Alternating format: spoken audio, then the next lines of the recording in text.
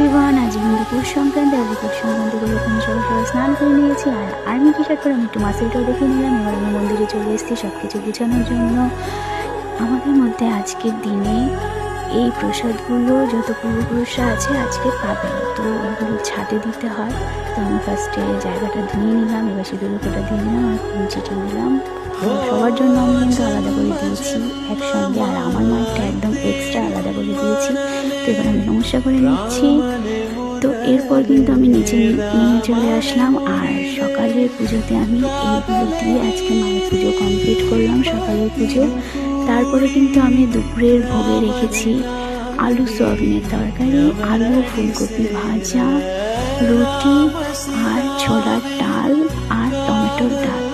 তো এই দিয়ে আজকের পুজো কমপ্লিট হলো আমার। তো সবাই আশীর্বাদ করো আমার যেন খুব ভালো থাকে, সুস্থ থাকে।